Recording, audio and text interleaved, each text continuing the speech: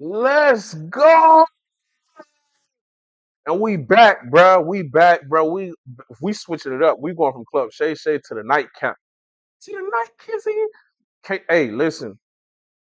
They be having it going on. Ochocinco and Shannon Sharpe on this Nightcap. They be having it going on. Let's get into it though.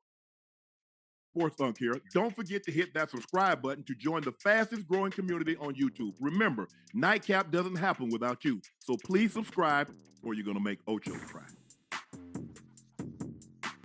Boys say you gonna make Ocho cry. Pacers beat the Knicks 130. No cap. That was surprising. A lot of people gonna be like, "Oh, that wasn't surprising. I always knew that was gonna happen." Blah, blah, blah.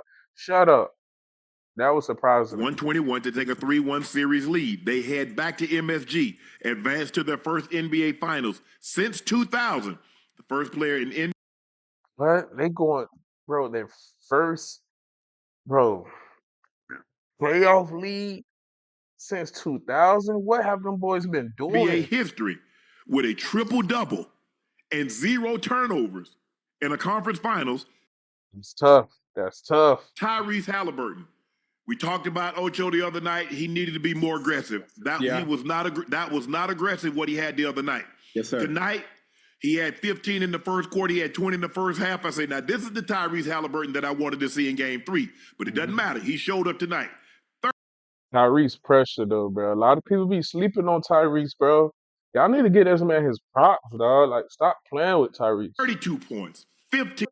That boy Ocho head is super shiny. Assists, 12 rebounds, 0 turnover. Pascal Siakam said ain't no fun if I. Am I tripping or do Tyrese have like the smoothest ball? Bro, he look like Blade with these glasses on. I can't have none. Man, hey, let me come to the party too. 30 points, 5 rebounds, 2 assists, a steal, and a block. He was 11 of 21 from the floor, 3 of 4 from the three-point line, 5 of 6 from the free throw line. Y'all hear them numbers? Bro, them numbers is crazy, kid. Hey, Miles Turner, he had 13, but Mathurin played his best game in a long, long time. In only 12 minutes, 5 of 8 from the floor, 10 of 11 from the free throw line, 20 big points. Ocho, we talked the other night also, Joe, you weren't on. I said, Ocho, look, they only had 4 guys in double figures. They had 5 tonight. And see, that team, 16, 13. Bro, it's amazing when, bro, people on the team is putting up double points, bro. Like, that is amazing. No lie to you. But you got 32 from Haliburton, you got 30 from Siakam, and you got 20 from Mathurin. And that was enough to overcome the 31 points that Jalen Brunson had. Cat had another big game again, 24 points, 12 rebounds. OG had 22. Mikal Bridges had 17. Josh Hart off the bench was 12 and 11, but it was not enough. The Pacers basically lead from start to finish, and they just have that ability to, like, when the game get close. Pacers on steroids, bro, this year. Pacers is on steroids. I don't care what nobody say, bro. They got a chance, bro. They just got to keep the momentum. Take off and make it double digit again. Yeah. Joe, what did you like about what the Pacers did tonight? Man, Ocho, it seemed like the Pacers understood the assignment, especially Haliburton, Siakam. You know, them dudes came out, Nate Smith, they came out and set the tone early. You know? Hold on, we can't forget Nate. We can't forget Nate. He's going to skate. I mean, they got off to a pretty good start. I thought Cat getting in foul trouble early, you know, hurt the Knicks, but you get Mathurin coming off the bench playing the way he played tonight. He hadn't played well this series. He has not. This was a great coming out party for him. He was aggressive. Hey, I'm gonna tell y'all another thing I like about Mathurin. He a little borderline dirty. Oh, yeah. He a little borderline dirty. Bro, that man ain't no borderline dirty. That man is all the way filthy, bitch. Bro, what? He's not borderline, bro. He's filthy out there with that thing, man. hey, but I love it though, Uncle Ocho. You know what I mean? Because for the Pacers, they got a lot of dogs over there, man. He came off that bench and he gave them everything that they needed. I thought his energy, effort, you know, carried over throughout the whole entire game. And Haliburton was unbelievable. I mean, the triple, not just an average triple-double. That's a big dog triple-double. It was, know what I mean? No turnovers. That's a 15 assists and no turnovers. Yeah. And if he got 15 assists, If he can keep doing that, bro, he'll make history. That means he's helping other guys get off. Get easy buckets. And I'm talking about with no turnovers, so y'all don't beat me up, bro. I'm talking about with no turnovers. Yep. You know what I mean? So that means he had plenty of help tonight. I thought he got off to a great start. He was very aggressive today in game 4 versus Game 3. last game 3. So I'm sure he heard you guys. You know what I mean? He came out with it on his mind, and ultimately he controlled the game from start to finish. He's like, hey, I got Pops back. They freed Pops. They Pops was in Pops was incarcerated. He had hey, Ocho, he had to spend 8 days in the county. And so, they got him up out the They spent 8 days in the county, kid. Bro, you for real, bro? 8 days in the county, Sharpe? Come on, man. county. And so now you saw what he did. He was asked after the game whether having his dad back in the building helped him in game 4. Hell yeah. Aaron Nesmith, remember the other night? Bro. Nesmith and Nemhard, they didn't play well. Both of those guys were in single digits. Now D. Smith, I ain't gonna lie to you, he kind of disappointed me, man. Like, even if, bro, I don't know. I expected bigger things from D. Smith. D. Smith is nice, bro. You get Aaron Nesmith, he gave you 16 big points. And when you combine, because they're killing the Knicks off the bench. You got Mathurin had 20. That's 20. Let's see, 8, 10, that's 30. They got 36 points off the bench tonight. When you combine the 36 points off the bench and you got a 32-point performance from Tyrese Haliburton, you got a 30-point performance from Pascal Siakam, that's 62 points right there from your big guns. And you got 36 off the bench. So now if my starters give me anything, I got 16 from Naismith. I got 13 from Miles Turner. Now, you really needed to have Jalen Brunson and Cat to have one of those 43-point, 36-point game to try to overcome what the Pacers do collectively. Y'all, listen, y'all. Make sure y'all are subscribed to the channel, man. Y'all know how we break down these things with these reactions, man. And also, make sure to check out my store that's in the description that take you over to TikTok. I got some pressure 2-in-1 gym shorts that come with tights, and they just regular gym shorts with tights that's inside. They catch all the sweat. So especially if you balling, you playing football, you need these. Collectively. Ocho, the Knicks fault. I mean, they got it down, they cut it down, they got it down to like 5. But then again, the Pacers could just run away with it. What do you think happened with the Knicks this game? Because it seemed like they came out, tried to keep it close for as long as they could, but it just seemed like they don't have that gear that the Pacers have.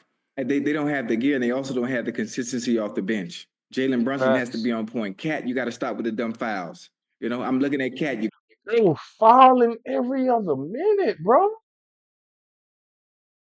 Like, bro, chill out. Stop being too aggressive, kid. You grabbing people's arm. You down there wrestling in the paint instead of you sitting there wrestling the paint with your arm in the air. Just reset your arm, man. Just reset your arm. Unnecessary fouls are being called. The first 3 quarters, they did. Let's talk about the first half. Knicks did what they could to keep the game close. But towards the end of each quarter, not only are the Knicks losing in transition towards the end of each quarter in the first half, the goddamn Pacers going to goddamn run, Joe. Going to run it in the goddamn quarter. Third quarter, same thing. In the third quarter, the goddamn Pacers. They try to keep it close. Pacers going to goddamn run it in the goddamn quarter. And in the fourth, they did what they needed to do. But that goddamn Haliburton, now we just had a conversation last night, Joe. We talked about Haliburton was eating, bro. Ain't nobody say that man wasn't eating, bro. Haliburton was eating. Straight superstars. I'm looking at it on my phone right now. And my dumb ass had the nerve to say he's not in the conversation with the superstars in the league. Based on tonight's performance, now I know it's just one game, but he's been very consistent in his play throughout the whole season. Not just what we saw from the night, but I think we need to have a conversation again about Haliburton being a superstar and not just a star. I called him just a star last night. And man, listen, what he was able to do tonight, man, Siakam, that goddamn Nemhard, he contributed as well. Stretched the I ain't even think Haliburton had it in him either. He shot everybody with that one. I ain't gonna lie. Goddamn, stretch the goddamn New York defense, making it easy for everybody else offensively for the Pacers to be able to shoot their shot. Cause man, we talked about Pascal Siakam in game 2. Here's how to Like, create it's true the though, perfect man. zoom shot Haliburton in shot to LTX Studio. everybody, bro. No Nailing the cap. perfect zoom He had 39 big And then I just said, like, if he can keep doing it with no turnovers, he actually can be like, bro, he can make a mark, bro, in his points. And then he come up a little small in game 3. And he's like, nah, Pascal. Now, I'm not asking you to go get 39, but I will take 31. But he played, he was aggressive. He was aggressive tonight. And that's what the Pacers need. First of all, your two best players need to carry you. It's really as simple as that. And then whatever we get from the Neesmiths, whatever we get from the Nembhard, the Mathburns, the Miles Turner, but your two best players got to do the heavy lifting. When the Lakers, it was Kobe and Shaq doing a lot of the heavy lifting. Robert Horry chipped in. Derek Fisher chipped in. Rick Fox chipped in. They had a lot of guys chipping in. But your two guns got to fire. When you talking about the Heat, just a second, Ocho. We talk about the Heat. It was D Wade and LeBron for the most part. And then we go get Chris Bosh go chip in. Then we go get Mike Miller helping out. We'll get, you know what? Hey, Rio, give us one of them 20-point games. We need that right now. But your big guns need to fire more time than all. You got to carry the weight. He's not lying. Like they got to be putting up majority of the points. Like they got to be running it on them. I'm talking about like trying to do something bad, terrible to him. Nothing less. Often. And again, in this ball game, that's what happened. Go ahead, Ocho. You know, Joe, I got a question for you, and I got a question for you too, and those in the chat that understand the game of basketball. How come Pascal Siakam and Haliburton could look the way they did tonight, understanding that we both have to play well, we both have to be aggressive? I can answer that, bro. The star is gonna shine every time. It might not be today, it might not be tomorrow. They might be shining today and tomorrow, but the light might just be dim. All they need is one moment, then that light gonna get bright. Top two guns. And then we watch the goddamn Wolves last night, and Julius Randle and Anthony Edwards understanding they need to have games similar to what Pascal and goddamn Haliburton had tonight. Why is it much easier, or it seems much easier, for Siakam and Haliburton to do what they did tonight as opposed to Anthony Edwards and Julius Randle? Are we saying is the Knicks that soft or that easier of an opponent as opposed to the goddamn Thunder, where it seems Anthony Edwards and goddamn Julius Randle to do what they do? And I don't know. Obviously, I know everybody gets paid to play the game, but when I think about Anthony Edwards, as great as he is, he should be able to do what Haliburton did tonight. Facts. And not just that night. He should be able to replicate it every single night. Like, bruh, shouldn't be playing around like that. Yeah, I agree.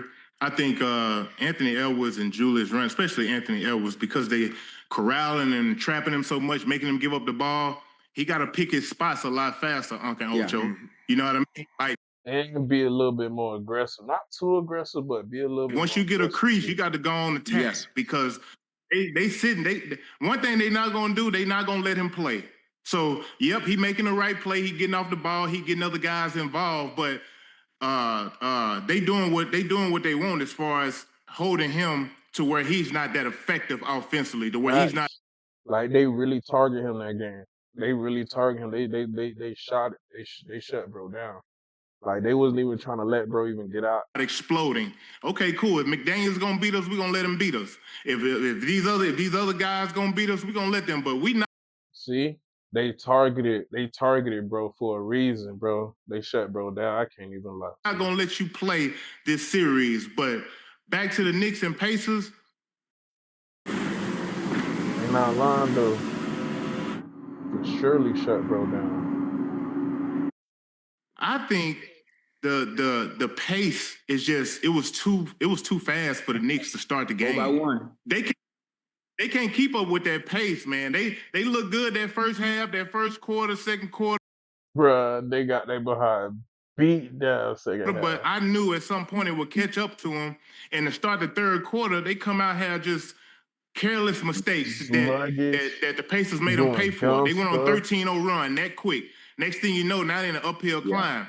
Well, they don't have that type of firepower to really fight back. I know, the home team hasn't played great in this series, but I just felt like the Pacers understood, man. They were aggressive from the start, and they knew what was at stake. They knew they couldn't go back to New York with no tied up series.